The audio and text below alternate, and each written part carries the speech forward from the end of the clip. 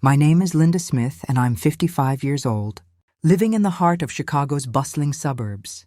I've raised 2 kids on my own, after my husband passed away from a heart attack 10 years ago. He was a good man, a high school teacher who believed in hard work and honesty above all else. Our life wasn't glamorous. We lived in a modest 3-bedroom house in Oak Park, drove used cars, and saved for vacations to places like Wisconsin Dells or the Michigan Lakeshore. But it was real, grounded in love and trust. My daughter Emma is 27 now, my pride and joy. She's a graphic designer for a small ad agency downtown, creative and independent, with her father's kind eyes and my stubborn streak. My son Jake is 24, studying engineering at the University of Illinois. This story, though, is about Emma and the wedding that nearly tore our world apart, but ultimately saved us all. It started on a crisp fall afternoon in October 2024. The leaves were turning those vibrant reds and golds that make Chicago feel like a postcard. Emma burst through the front door of our house, her cheeks flushed from the wind and excitement. "Mom, I have news," she called out, kicking off her boots by the door. I was in the kitchen, stirring a pot of chili, our family recipe, the one with extra beans and a kick of cayenne that my late husband loved. I wiped my hands on a dish towel and turned to her. "What's got you so worked up, sweetie?" She held up her left hand, and there it was, a sparkling diamond ring on her finger. Alex proposed. "We're getting married." My heart leaped. Alex Thompson was the guy she'd been dating for 8 months. He was 29, a software developer at a tech startup in the Loop, charming and ambitious. They'd met at a networking event for young professionals, the kind where everyone sips craft beer and talks about apps that change the world. I'd met him a few times, dinners at our house, a Cubs game at Wrigley Field. He seemed solid, respectful, with a quick laugh and a way of making Emma light up like the skyline at night. "Oh, honey!" I pulled her into a hug, the scent of her vanilla shampoo mixing with the chili spices. "I'm so happy for you. Tell me everything."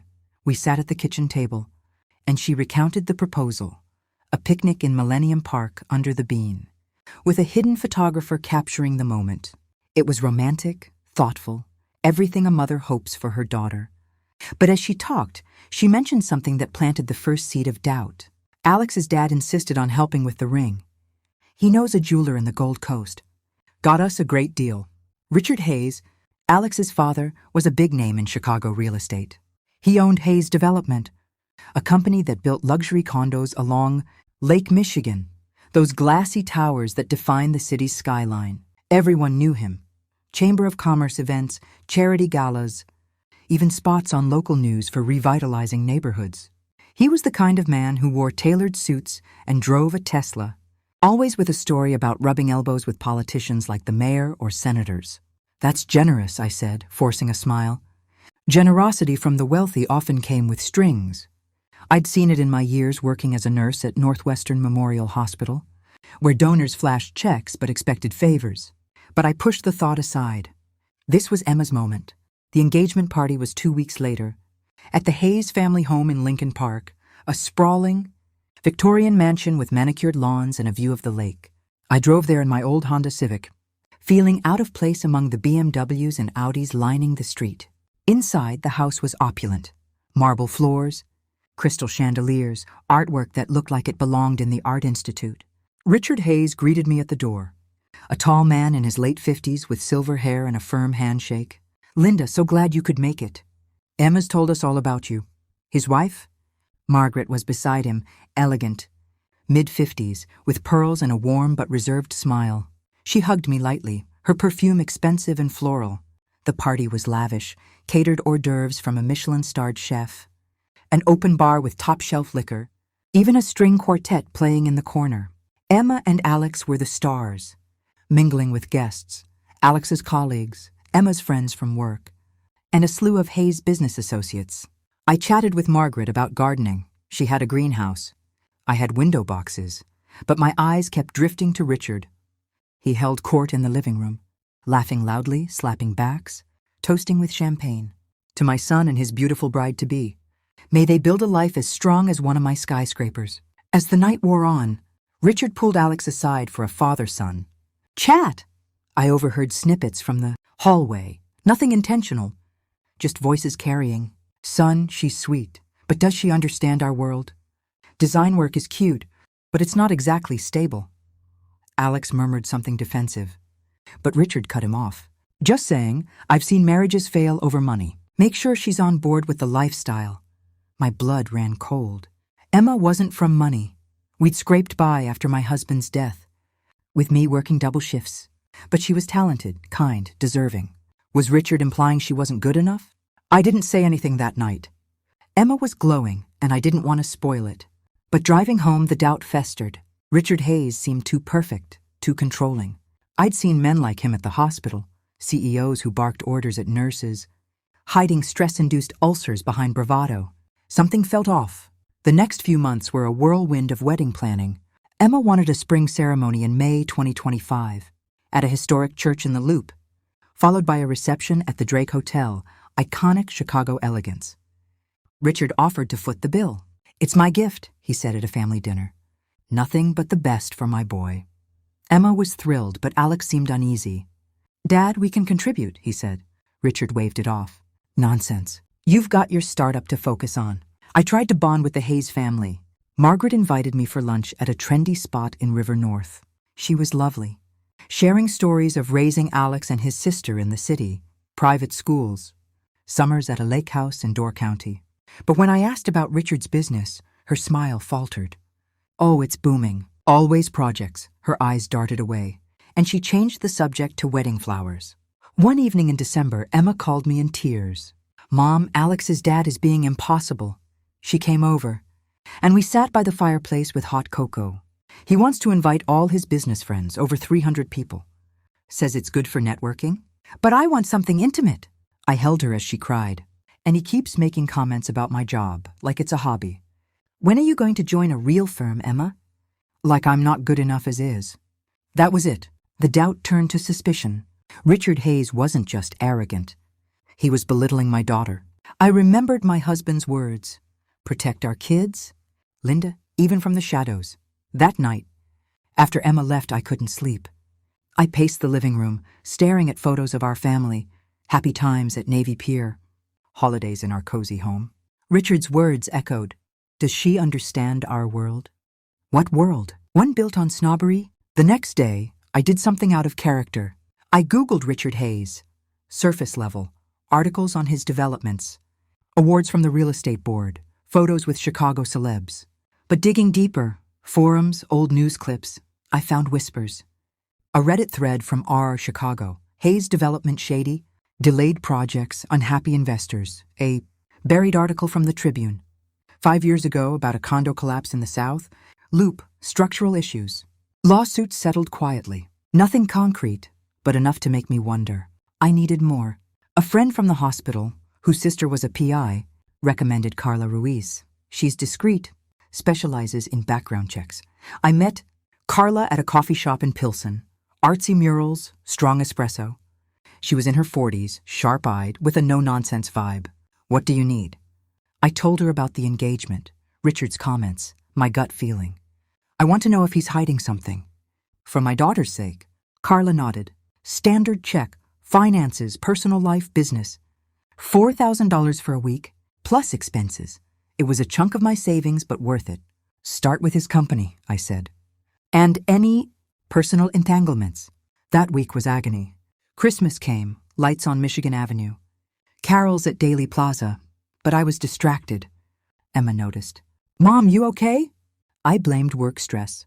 Meanwhile, Carla emailed updates. Following leads. Business looks legit on paper, but digging into records. On New Year's Eve, Carla called. Meet me tomorrow.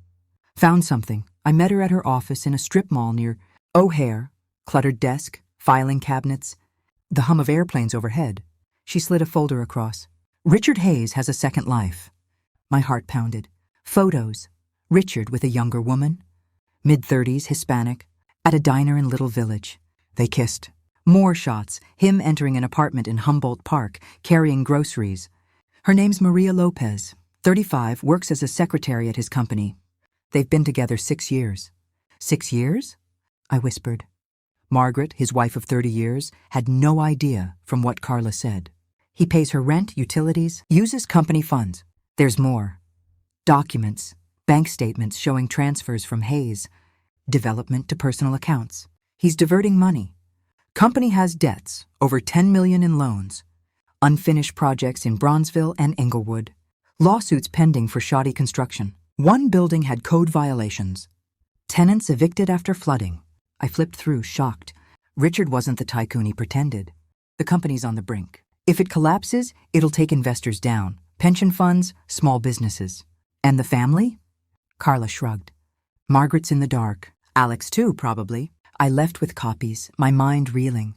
Richard Hayes was a fraud, a cheater. Emma was marrying into this? But I couldn't tell her, not yet. The wedding was 5 months away. I needed more proof, time to think. January brought blizzards, blanketing Chicago in snow. Emma and Alex picked invitations, elegant, gold embossed. Richard hosted a tasting at the Drake, insisting on caviar and filet mignon. Only the best, he boomed. I smiled through it, but watched him, his charm masking cracks. One night, Emma confided. Alex says his dad's stressed. Yelling at work, long hours. I nodded, biting my tongue. Carla's next report. Richard had kids with Maria, a 4-year-old boy, 2-year-old girl. Paternity tests confirmed. He visited thrice weekly, playing dad in secret. I confronted my own doubts. Was I meddling?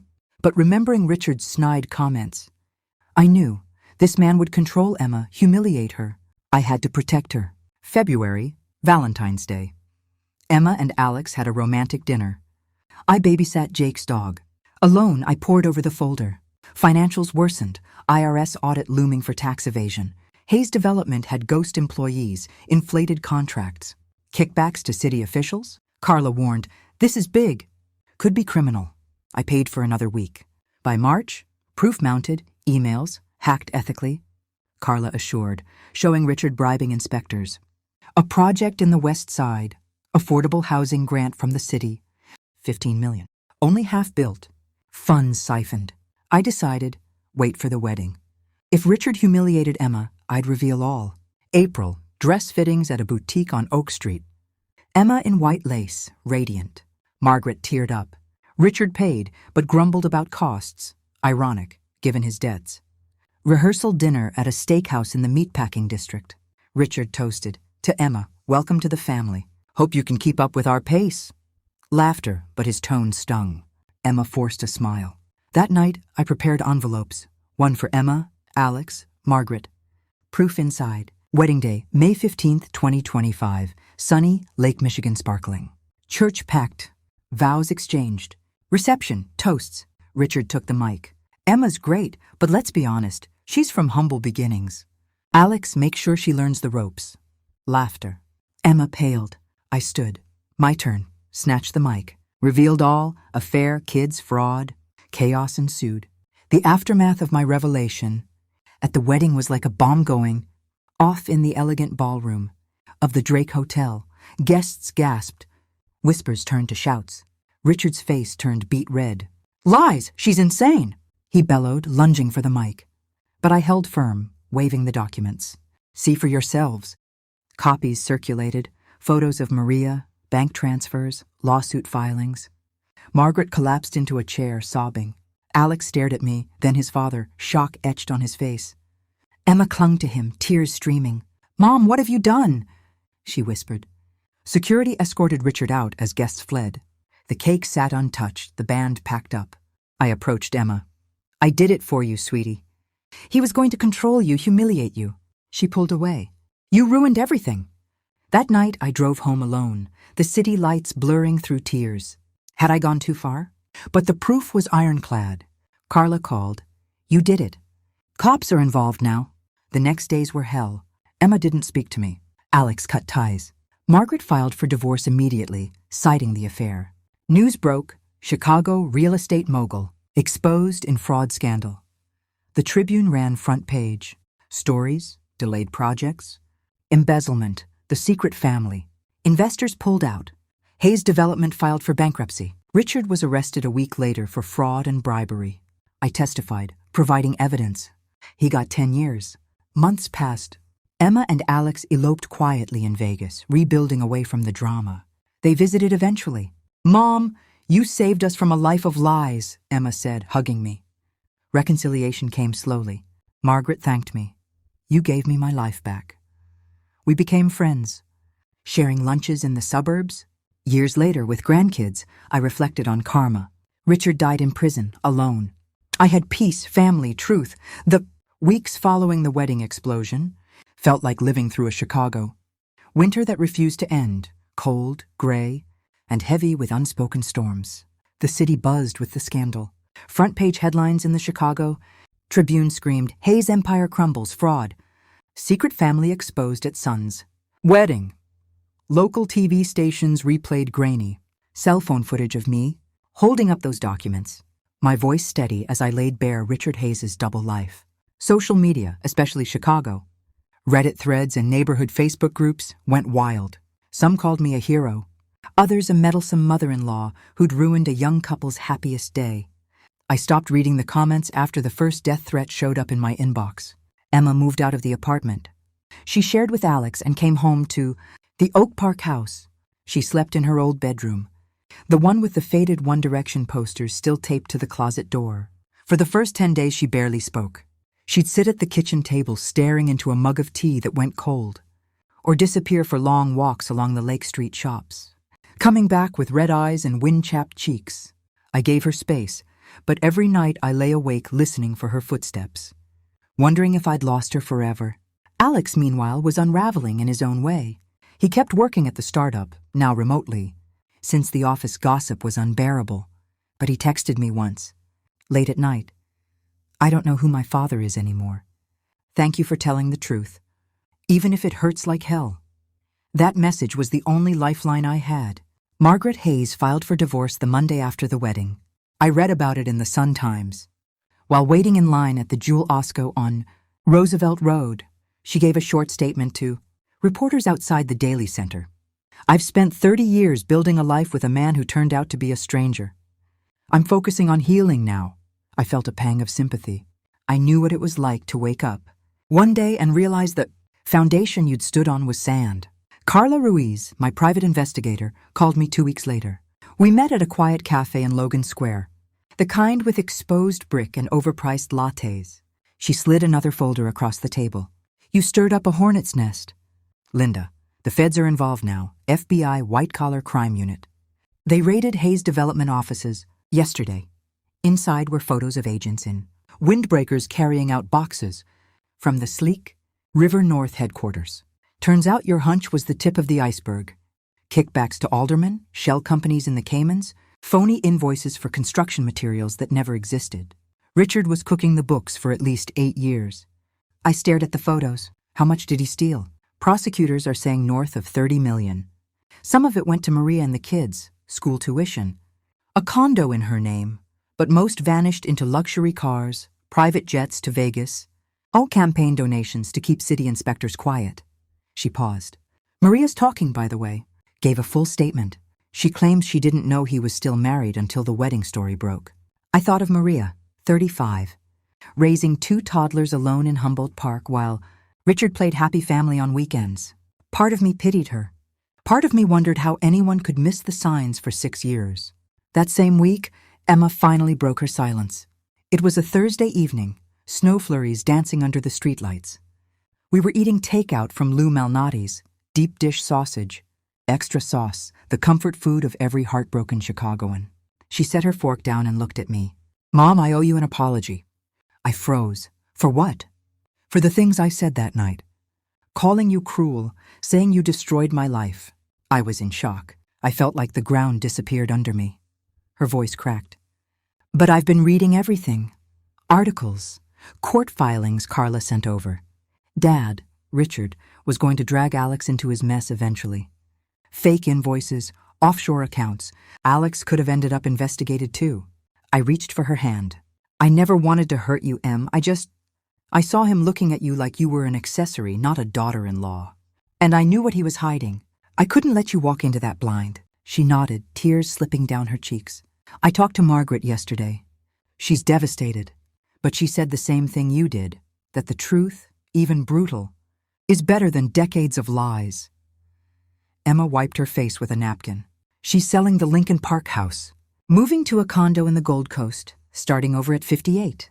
She told me, I wish someone had shaken me awake 30 years ago. We sat in silence for a long minute, the only sound the hum of the refrigerator and distant L train rumbling past. Alex wants to see you, Emma said quietly. He's ready to talk. 2 days later, Alex came over on a Saturday morning. He looked thinner, dark circles under his eyes, wearing the same Northwestern hoodie he'd had since college.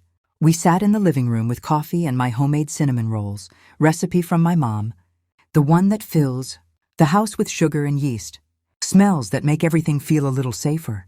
I hated you for a minute, he admitted, staring into his mug. I thought you torpedoed the best thing in my life. But then I went through Dad's office.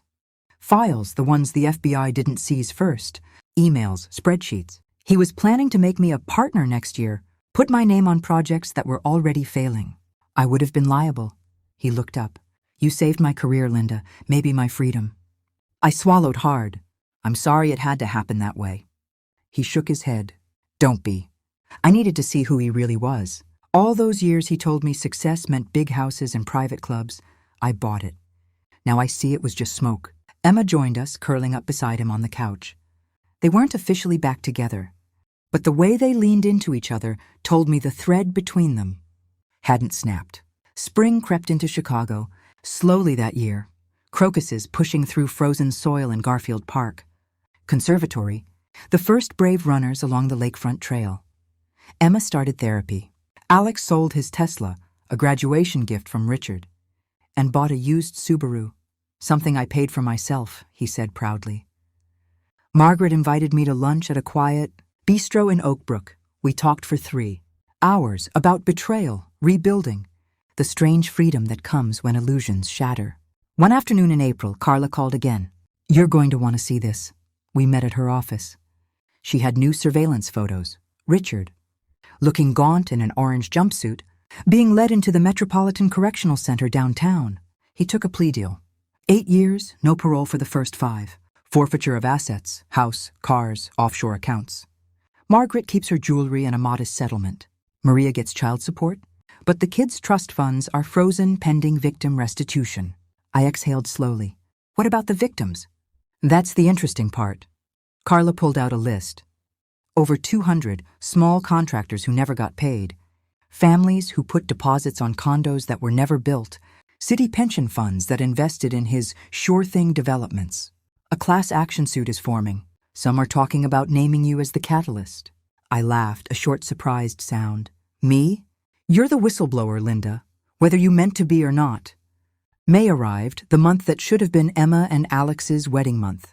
Instead of lace and vows, we planted tulips in the front yard together, red, and yellow cups bright against the green. One evening, Emma said, I don't want the Drake anymore. I don't want anything that smells like him. Alex nodded. Let's do something small, real. They decided on a late summer ceremony in Garfield Park, conservatory among the palms and ferns, surrounded only by people who truly loved them. No 300-person guest list, no caviar, no string quartet. Just us, Jake, a handful of friends, and Margaret, who'd become an unexpected ally. As summer heated up, humidity rolling off the lake, fireworks over Navy, Pier for the 4th. Chicago's attention moved on to new scandals. A corrupt alderman, a Bears quarterback controversy. The Hayes name faded from the headlines, but the fallout continued quietly. Contractors got partial restitution. Maria moved to Milwaukee with the kids for a fresh start. Margaret started volunteering at a women's shelter in Pilsen, finding purpose in helping others rebuild. Emma and Alex set a new date, September 12, 2025. They asked me to officiate. Illinois allows a friend or family member to get ordained online. I cried when they asked, Are you sure? I said. Emma hugged me. You're the one who taught us what real commitment looks like, standing up when it's hard. I spent the summer preparing. I wrote and rewrote the ceremony, weaving in stories of my late husband, of raising Emma through lean years, of learning that love isn't about perfection, but about truth. Jake came home from college for the weekend to help plan. We laughed more than we had in years. Barbecues in the backyard, trips to Portillo's for Italian beef, evenings on the porch watching fireflies. One night in August, Margaret came over for dinner. We grilled burgers and drank iced tea on the deck. The conversation turned to forgiveness. Do you think I'll ever stop being angry? She asked quietly. I don't know, I said honestly. But anger takes up space that joy could use. Maybe one day you'll just feel neutral, and that'll be enough. She nodded, eyes on the sunset painting the sky over the Eisenhower Expressway. You gave me the chance to start over, Linda. I'll always be grateful. As September approached, Chicago settled into that perfect pre-autumn weather. Warm days, cool nights, the smell of grilled onions from street festivals. Emma's dress was simple ivory lace from a boutique in Andersonville. Nothing like the couture gown Richard had paid for. Alex wore a navy suit off the rack from Macy's on State Street. They wrote their own vows, raw, honest promises about choosing truth even when it's messy. The day of the wedding dawned golden. Garfield Park Conservatory was lush and green, humidity controlled. The air thick with the scent of orchids and earth. 30 chairs in a semicircle. Jake walked. Emma down the aisle to an acoustic version of At Last, played by a friend on guitar. Margaret sat in the front row, tears in her eyes but smiling. When it was my turn to speak, I looked out at their faces, my daughter radiant, Alex steady, our small circle of loved ones, and felt every moment that led us here. Emma and Alex, I began, voice steady. You've already been through the worst a marriage can face. Lies, betrayal, public humiliation. And you chose each other anyway. Not because it was easy, but because it was true. Today isn't about starting perfect. It's about committing to honesty, to kindness, to showing up even when the spotlight's off. Love isn't the absence of storms. It's building a house that can withstand them. They exchanged rings, simple gold bands, engraved with the date of their original planned wedding and the new one. Proof that second chances matter. When I pronounced them married, the small crowd erupted. We took photos among the palms, then walked to a nearby hall for dinner. Lou Malnati's pizza, Portillo's cake shakes, Giordano's deep dish, Chicago food, Chicago people, Chicago heart. Later, under string lights, Emma pulled me aside. Mom, I used to think fairy tales ended with the wedding. You showed me they start there, if you're brave enough to tell the truth. I hugged her tight, breathing in her vanilla shampoo, and the future ahead. The first year of Emma and Alex's real marriage unfolded like Chicago's seasons, each distinct, each necessary. Fall 2025 brought crisp air and pumpkin spice everything. They rented a 2-bedroom in Logan Square. Exposed brick and hardwood floors, close enough to the L but far enough for quiet nights. Alex got a promotion at the startup, senior developer. Decent raise, no strings from his father. Emma's freelance graphic design work bloomed. She landed a contract with a nonprofit redesigning branding for women's shelters, the same one. Margaret volunteered it. Margaret and I became unlikely friends. We met for coffee every other Wednesday at Intelligentsia in Wicker Park, trading stories about starting over in our 50s and 60s. She took art classes at the Old Town School of Folk Music, painting watercolors of the lakefront. I spent decades decorating someone else's life, she told me one October morning, steam rising from our cups. Now I'm decorating mine. Winter came hard, polar vortex, negative wind chills, snow piling along Diversey Parkway. Emma and Alex hosted their first Christmas in the new apartment. Jake flew in from school. Margaret joined us. We decorated a modest tree with ornaments from Emma's childhood and new ones. They'd bought together at Christkindl Market downtown. No caviar, no string quartet, just hot cocoa, Bing Crosby on vinyl, and laughter that echoed off brick walls. One snowy evening in January 2026, Emma called me, voice trembling with excitement. Mom, I'm pregnant. I cried in the middle of the produce aisle at Mariano's, holding a bunch of bananas like a phone. Alex got on the line. We're due in August. Thought you should know first? Spring brought renewal, magnolia trees blooming along Michigan Avenue, the Cubs' home opener at Wrigley. Emma's belly grew round and beautiful. She and Alex took birthing classes at Swedish Covenant Hospital. I knitted tiny blankets in neutral yellows and greens, dreaming of a grandchild who would know only truth. Margaret threw a small baby shower in May, brunch at a cafe in Evanston. Mimosas for everyone but Emma, gifts practical and heartfelt. No crystal from Tiffany's, just onesies, board books, and a handmade quilt Margaret stitched herself. Summer 2026 was hot and humid, the kind where you stick to leather seats and crave. Italian ice from Mario's on Taylor Street. Emma went into labor on August 14 during a thunderstorm that knocked out power across the north side. We rushed to the hospital in Alex's Subaru. windshield wipers racing the rain. After 12 hours, lightning still flashing outside the window. Sophia Grace Smith was born, 7 pounds, dark hair like her mom's, lungs strong enough to rival a Chicago siren. I held her first, tiny fingers wrapped around mine. "Welcome to the world, little one," I whispered. "You're going to grow up knowing exactly who you are and who loves you." Emma and Alex moved through new parent exhaustion with Grace, midnight feedings, laundry mountains, the sweet milk smell of infancy. I helped when I could, bringing frozen casseroles and rocking Sophia to sleep so they could nap. Fall again, leaves turning, Sophia's first Halloween as a tiny pumpkin. Richard's name rarely came up anymore, but when it did, it was without bitterness. He was serving year 2 of 8, health declining from stress and poor prison diet. Margaret had finalized the divorce. The Lincoln Park mansion sold at a loss to cover restitution. She bought a cozy condo overlooking Lake Michigan and adopted a rescue greyhound named Luna. One crisp November day, Emma, Alex, Sophia, and I walked the 606 trail, elevated park, blooming with late asters. Sophia babbled in her stroller, pointing at dogs and runners. Emma stopped, looked at me. "Mom, we want to ask you something." "Anything." "We'd like Sophia's middle name to officially honor you. Sophia Linda Grace, and we want you to be her godmother." I stopped walking, tears instant. "I'd be honored." Alex smiled.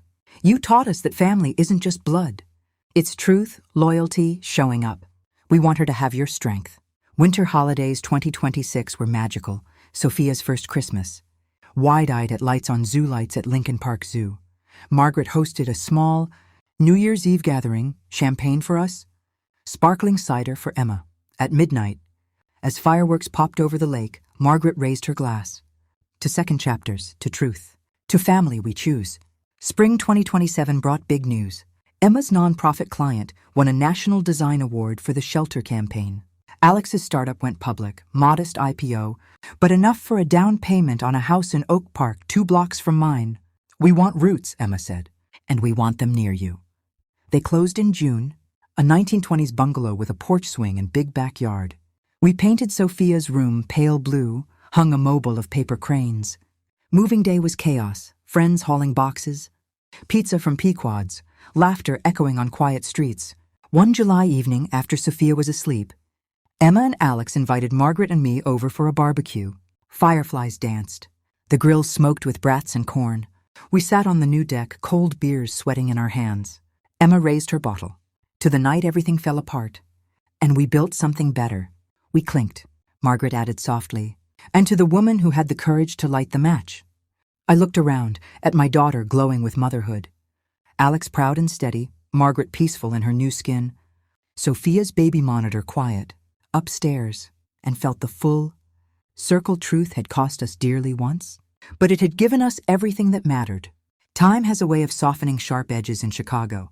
The way Lake Michigan waves polish broken glass on the shore into something smooth and sea-worn. By the fall of 2027, 2 years after the wedding that never was, our lives had settled into a rhythm that felt earned rather than given.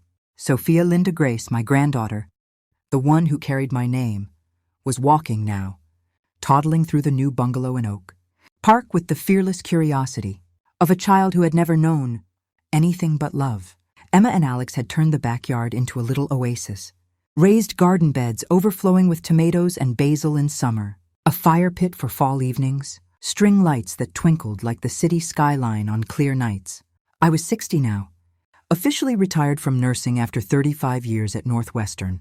The pension was modest, but it was mine, no debts, no secrets. I spent my days volunteering at the same women's shelter where Margaret worked, teaching basic health classes, rocking babies whose mothers were rebuilding, just like we had. Some afternoons I'd pick up Sophia from daycare and we'd go to the Oak Park, conservatory or the library on Lake Street, reading board books about brave grandmothers and honest wolves. Margaret and I had become true friends, the kind who could sit in silence over coffee at Buzz Cafe and still feel understood. She'd lost weight since the divorce, not from grief, but from freedom. Hiking the Indiana dunes, taking pottery classes, dating a gentle retired history professor named David who adored her greyhound Luna. One October afternoon, As leaves swirled along Scoville Park, she told me something that stopped me cold. I'm thinking of visiting Richard. I set my latte down. In prison? She nodded. He wrote me a letter. First one in 18 months. Said his health is failing, diabetes complications, lost vision in one eye. Asked if I'd come. Not for reconciliation, just closure. I studied her face. There was no longing there, only a quiet resolve. Do you want to? I think I need to. Not for him, for me. To look him in the eye and say I survived. That I'm happy. I reached for her hand. Then go. And if you want company in the waiting room, I'll be there. She went 2 weeks later. On a gray November day when the first real snow, flurries danced over the Dan Ryan. I drove her to the visiting center at Stateville, grim.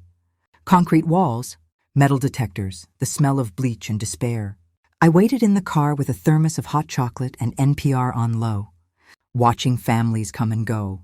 When she emerged 2 hours later, her eyes were red but her shoulders straight. How was it? Sad, she said simply. He's a shell. Apologized over and over. Said he'd spent years terrified of being ordinary. So he built a life of lies to feel big.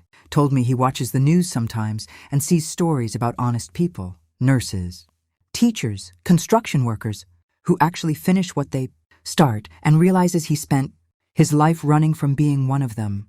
Did you forgive him? I told him I release him from my heart, that I don't hate him anymore, that hating him was like drinking poison and waiting for him to die. She paused. Then I told him about Sophia. Showed him a photo on my phone. He cried, said she has my eyes. We drove home in silence, windshield wipers sweeping away snow. When we reached Oak Park, Margaret turned to me. Thank you for waiting, for not judging. Never, I said. We all carry our own weight. That winter brought changes. Emma's design work exploded.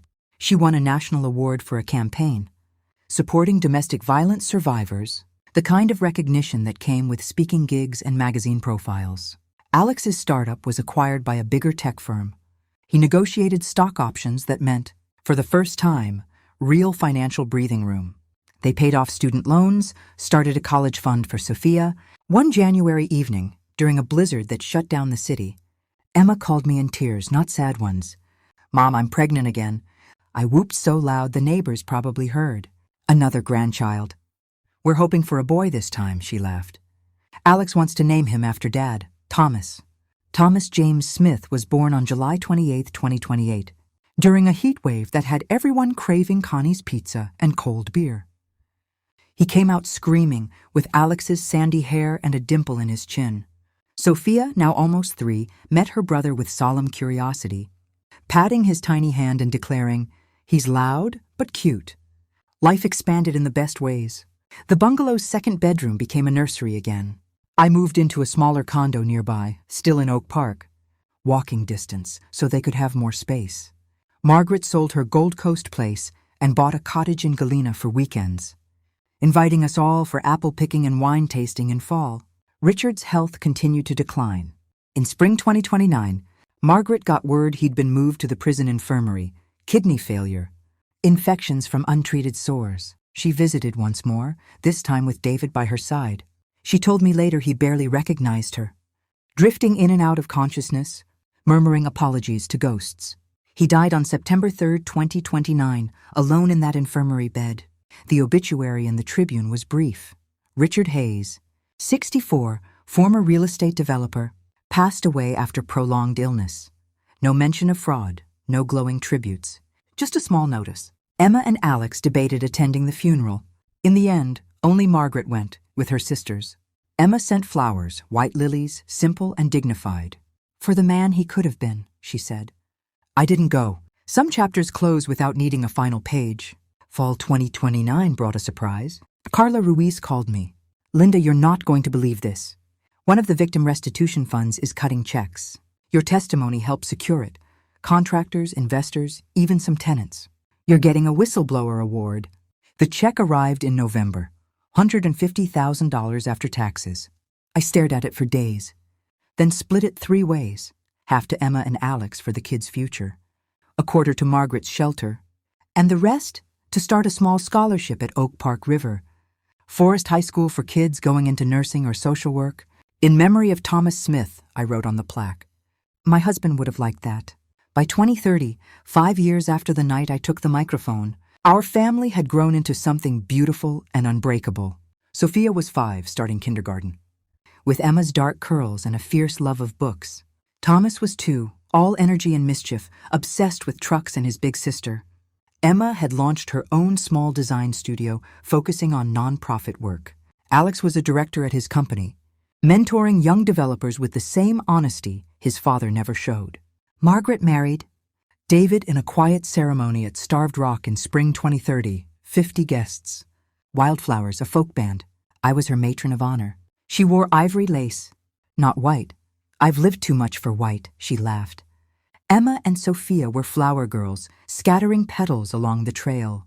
That summer, we all vacationed together in Door County, rented a house on the bay, kayaked in the mornings, made s'mores at night. One evening, as the sun set over Green Bay in streaks of pink and gold, Emma pulled me aside on the dock.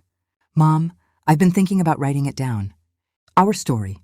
Not for drama, for the truth. Maybe a blog or a book someday, about what happens when someone chooses truth over silence." I smiled. "I think that's a beautiful idea." She hugged me. "You're the reason we have a case story worth telling." The years after Richard's death felt like the quiet after a long storm, clear skies, deeper roots, the kind of peace that comes only after surviving the worst.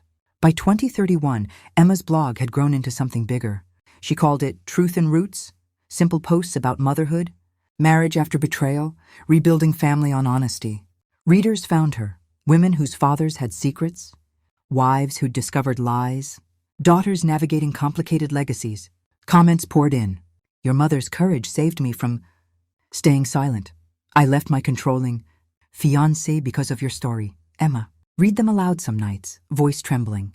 Alex supported her fully. He'd started a mentorship program at work for first-generation college grads, kids from working class, families like mine, teaching them they didn't need flashy cars to prove worth. Real success, he told them, is sleeping at night knowing you're not hurting anyone. Margaret and David divided time between Galena and a winter place in Arizona. She published a small book of watercolors, Lake Michigan in all seasons, with proceeds to the shelter. The dedication read, "To the women who taught me courage comes in many forms, especially the quiet kind." Sophia turned 7 in 2033, sharp as a tack, reading chapter books and asking questions that stopped adults cold. "Grandma Linda, why do some people lie even when it hurts them?" she asked one afternoon while we baked chocolate chip cookies, my mom's recipe, the one with extra vanilla. I knelt to her level, flour on my hands. "Because they're scared, sweetie. Scared of not being enough. But the truth, even when it's hard, makes us stronger." She nodded solemnly. "Like when you told the truth at Mommy's first wedding?" I smiled. Exactly like that. Thomas, now 5, was all boy, soccer in Frank Lloyd Wright Park. Cubs hats, endless energy. He called me Gamma and loved when I told stories about his grandpa Thomas, the teacher who graded papers at the kitchen table and danced with me to old Motown records. In spring 2034, Emma's blog caught the attention of a publisher. They offered a book deal, memoir, part family story, part guide for women facing hard truths. She titled it The Night I Took the Microphone. I read the manuscript in one sitting, crying and laughing in equal measure. The book launched in fall 2035 at Women and Children, first bookstore in Andersonville. Standing room only. Local news cameras, Margaret and I in the front row. Emma dedicated it to me, to my mother, Linda Smith, who taught me that love sometimes sounds like truth spoken aloud, even when your voice shakes. Reviews called it raw, redemptive, essential. It hit local bestseller lists, then national. Women wrote to Emma from all over, Texas, California, even overseas. Speaking invitations came, women's conferences, book clubs, universities. She took Sophia and Thomas on some trips, showing them the country, teaching them early that their story mattered. I turned 65 that year. Emma and Alex threw a party in the backyard, string lights. Lou Malnati's, a playlist of songs from every decade of my life.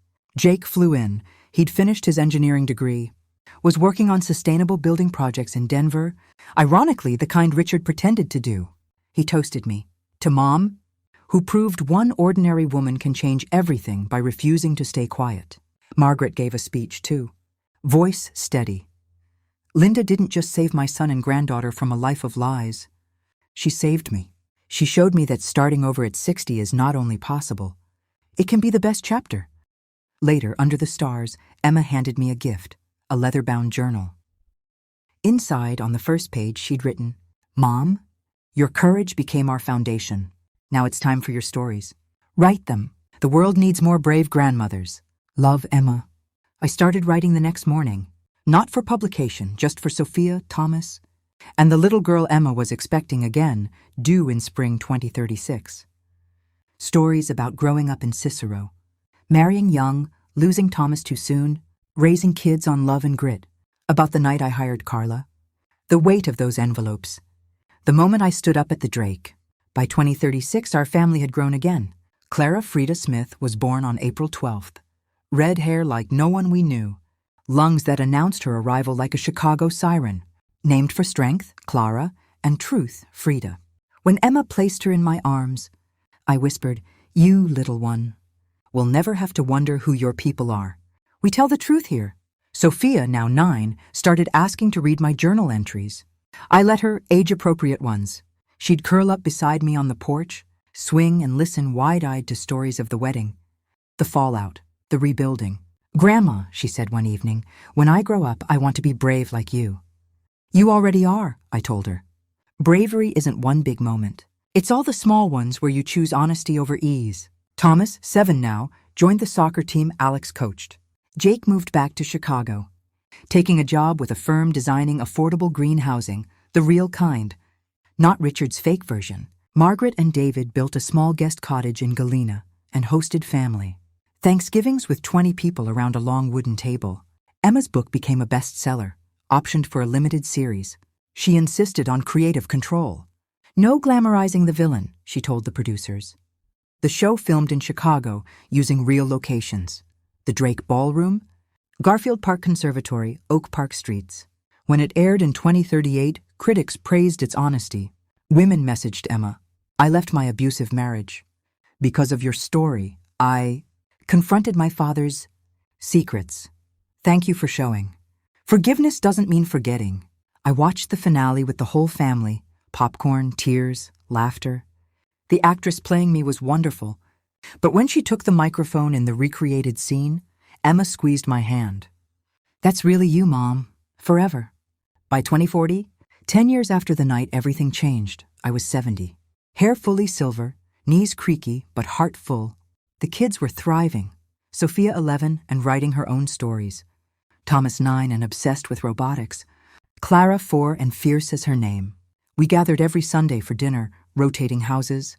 Always too much food, always truth at the table. No topic off limits. Money struggles, marriage rough patches, fears about the world.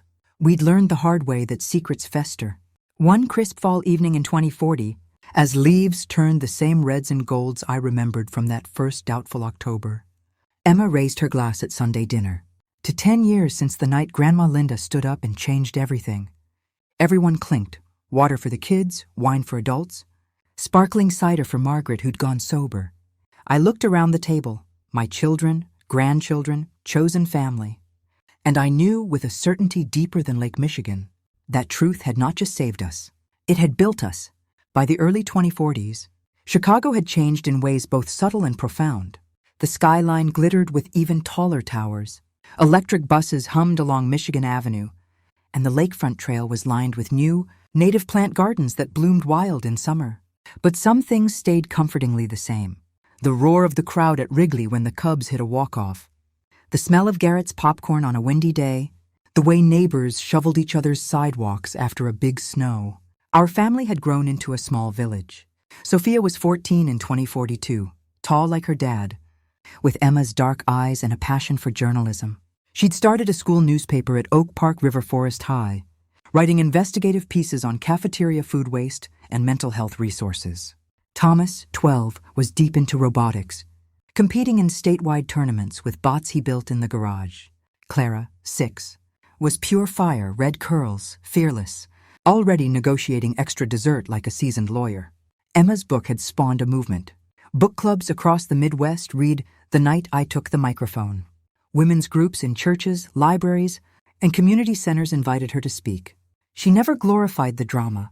She focused on the aftermath, the hard, quiet work of rebuilding trust, choosing truth daily. The limited series aired its second season in 2043, winning awards for its honest portrayal of family fracture and healing. Alex became a quiet force in Chicago tech, advocating for ethical AI, mentoring kids from the West Side through coding boot camps. He turned down flashy job offers from Silicon Valley. "I'm rooted here," he told a Tribune profile. "Family, community, real winters that remind you you're alive." Margaret and David spent half the year in Galena, half traveling Italy, Portugal, a river cruise on the Mississippi. She'd become a sought-after speaker herself, on resilience after betrayal. Her watercolors hung in local galleries. One series, After the Storm, sold out in a weekend. "I was 75 in 2045, moving slower, but feeling sharper than ever. Arthritis in my knees meant a cane on bad days, but I still walked the neighborhood every morning, waving at familiar faces, stopping to chat at the farmer's market on Saturdays. My condo was filled with grandchildren's artwork, photos from every stage of our journey, and a shelf of Emma's books translated into Spanish, Korean, German. That spring, Sophia asked if she could interview me for a school project on local heroes. We sat on my porch swing, recorder running, her questions thoughtful beyond her years. "Grandma Linda, when you stood up at the wedding, were you scared?" "Terrified," I admitted. "My legs shook so hard I thought they'd give out." But staying silent felt worse. "Did you know it would change everything?" "I knew it would change something. I didn't know it would give us all this." I gestured to the street, kids biking, dogs barking, life unfolding honestly. She clicked off the recorder, hugged me. "I want to be that brave someday." "You already are," I said. "Every time you write the truth in your paper, even when it's unpopular." Thomas's robotics team won nationals in 2046. We all flew to Atlanta for the competition. Me, Emma, Alex, Clara clutching her stuffed dinosaur the whole flight. When his bot navigated the final obstacle course flawlessly, the cheering section of Smiths went wild. Afterward, a reporter asked Thomas what inspired him. "My grandma," he said without hesitation. "She taught us that building something real, whether it's a robot or a family, means no shortcuts, no lies." The quote went viral on Chicago social media. Someone made a meme, my face from the series superimposed on Rosie the Riveter. Caption, "We can tell the truth." Clara started first grade in 2047, full-day school, a big adjustment. She came home one day indignant. "Jacob said his dad has more money than anyone, so he's better." I told him that's dumb. Money doesn't make you good. Emma and I exchanged proud glances over dinner. That fall, Emma got a call from a producer in Hollywood. They wanted to adapt the story into a feature film. Bigger budget, theatrical release. She hesitated. "It's been a series. Do we need more?" Alex shrugged. "Only if it helps one more person speak up." They agreed, with conditions.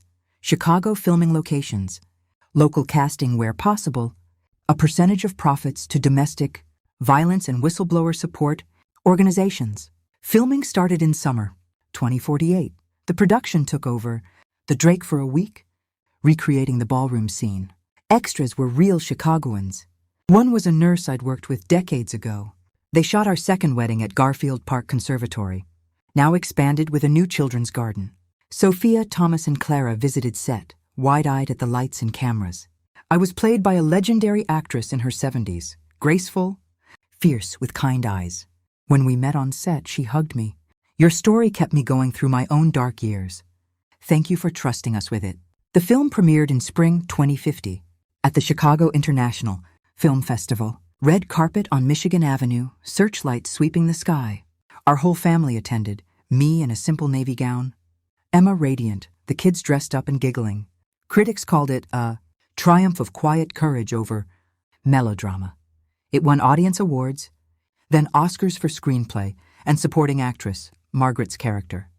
Proceeds funded a foundation, the Linda Smith Truth and Roots Fund, supporting women whistleblowers, family reconciliation programs, and journalism scholarships for working-class kids.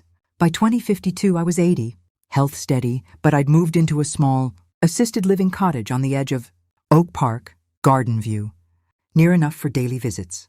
The grandchildren came after school, doing homework at my table, telling stories.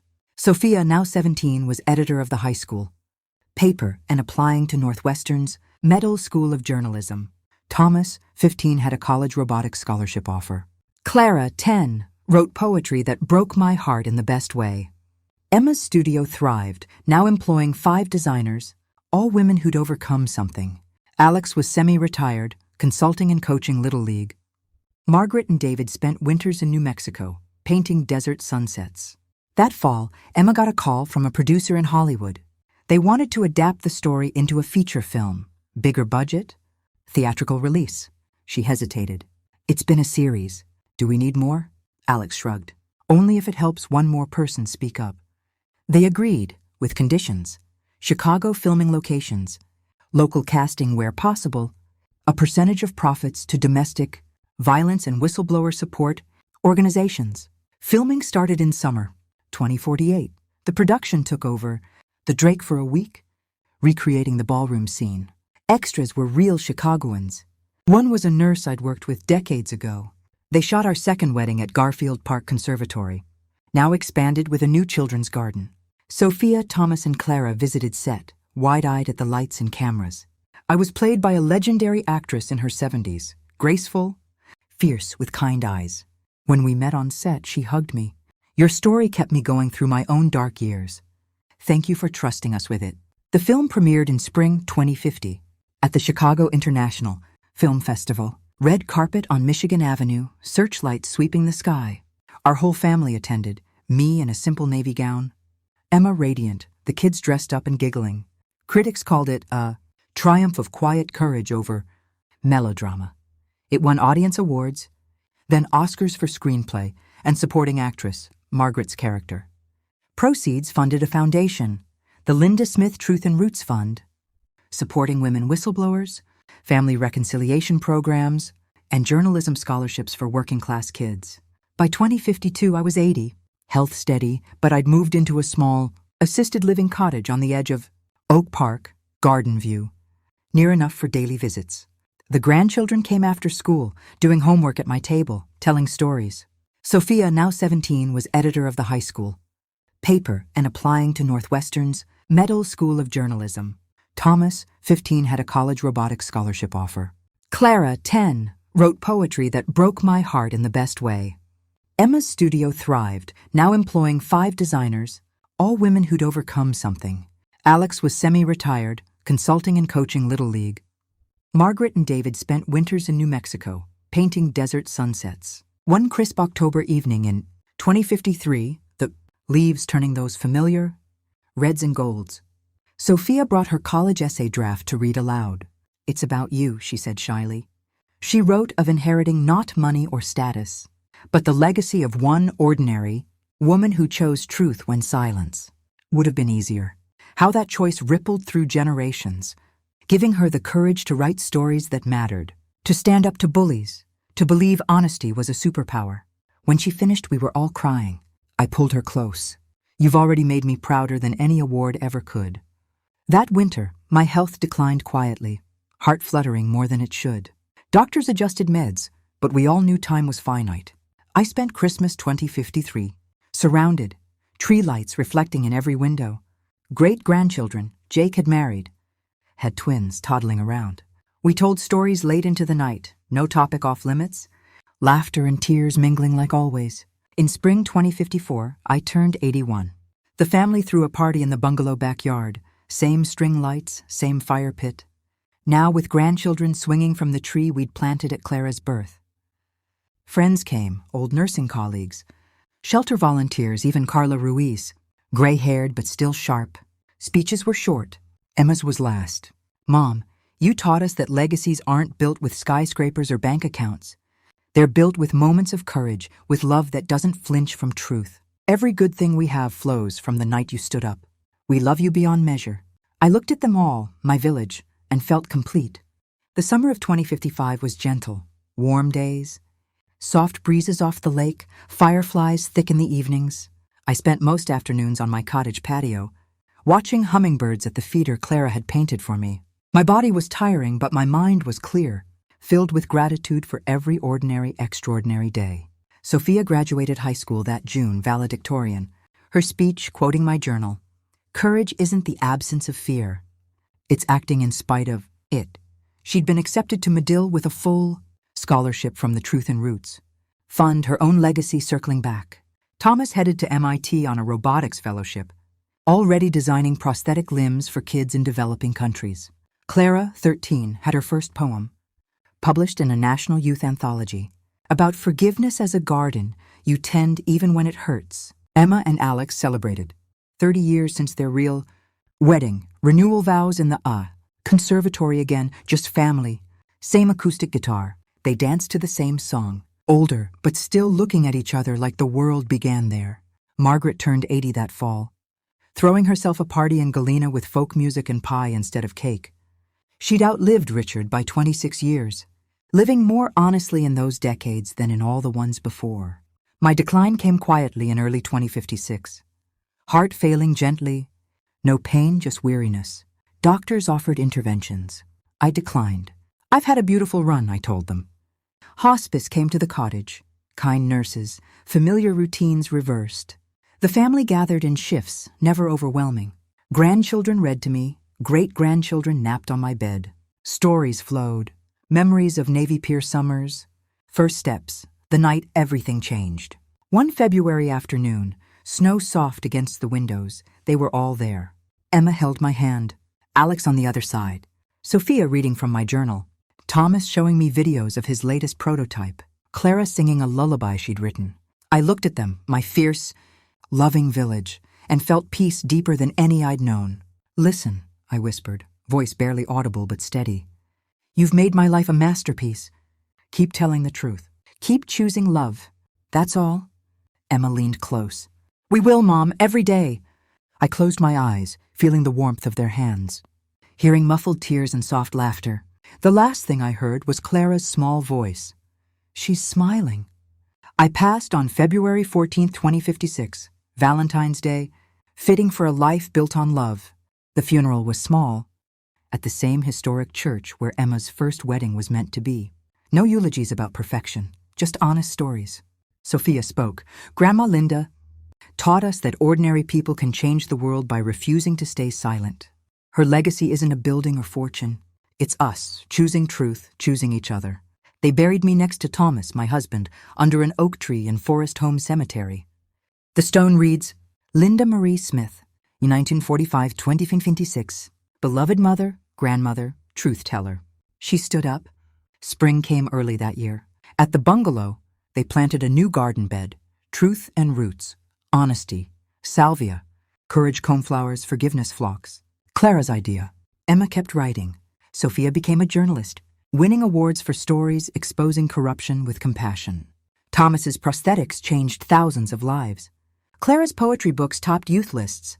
The foundation grew, scholarships, support groups, an annual Linda Smith Courage Award for women who speak truth to power.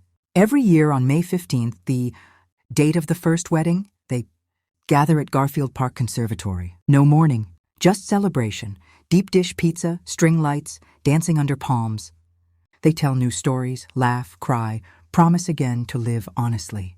And somewhere, in the rustle of leaves or the laughter of children, I'm there, smiling, proud, at peace. Because truth doesn't die. It blooms, generation after generation, one brave choice at a time.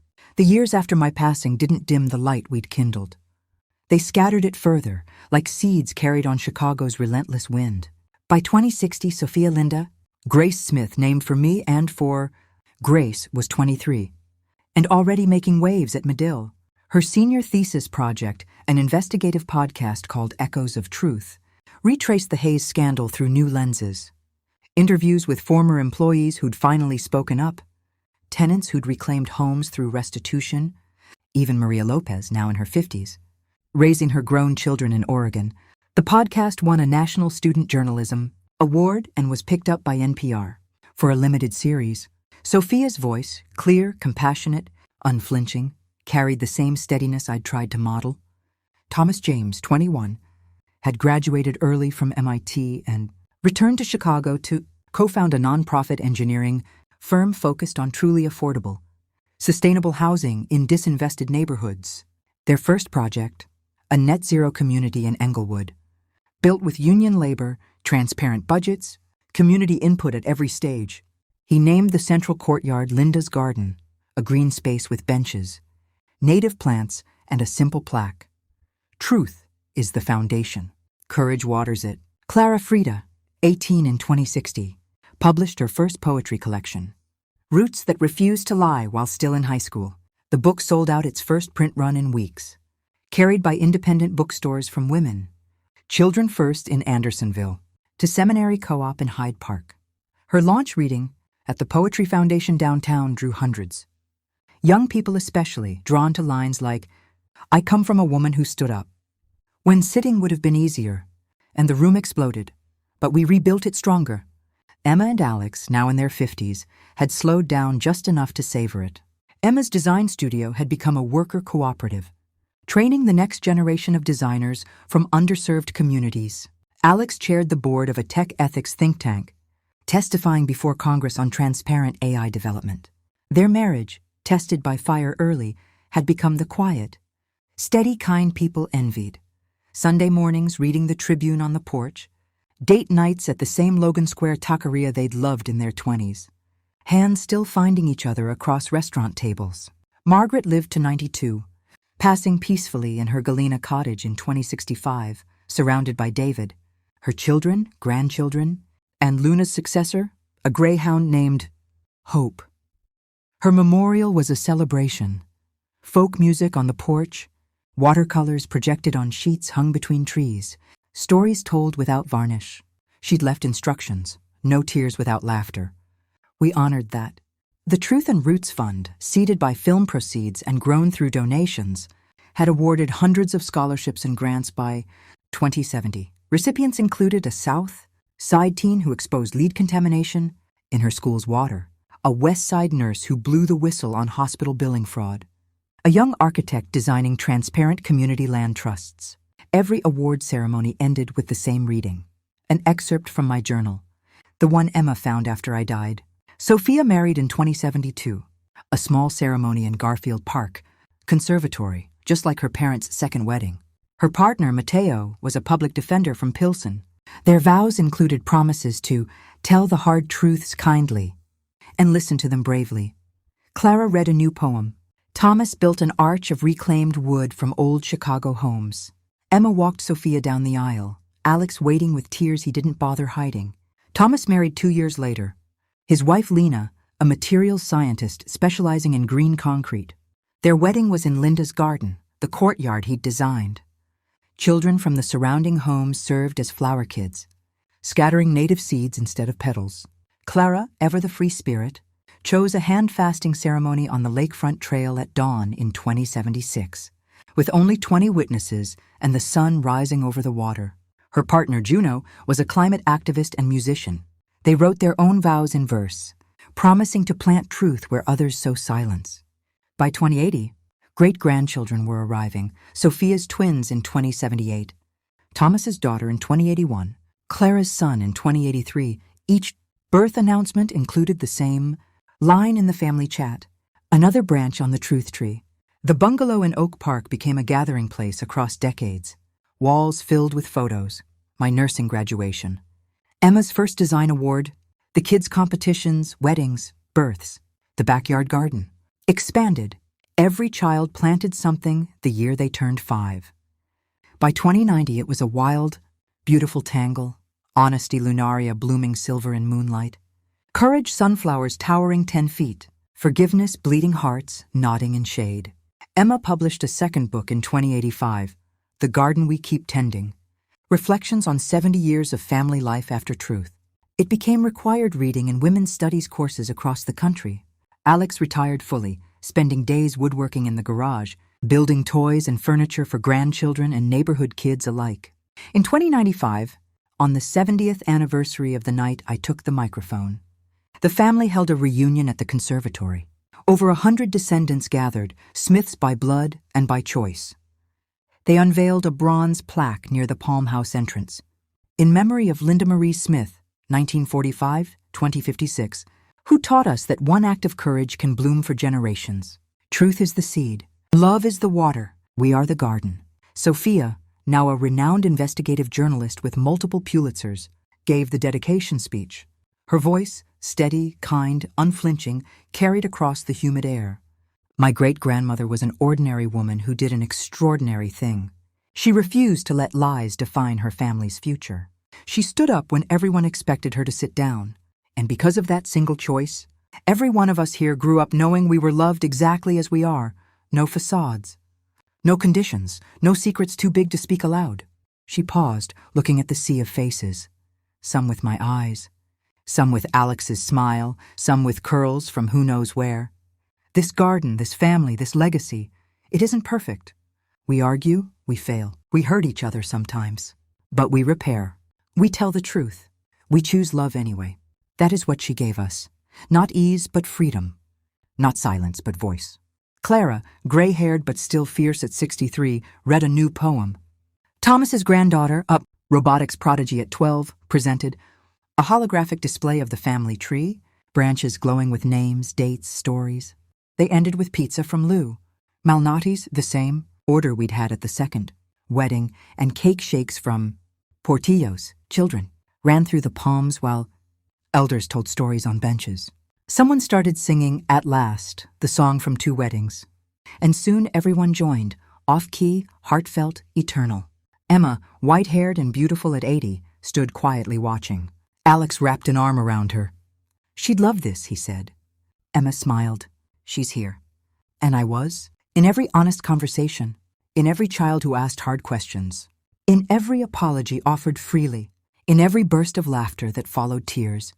Truth doesn't die. It roots deep. It branches wide. It shelters generations. We are the proof. The century turned, and the garden kept growing.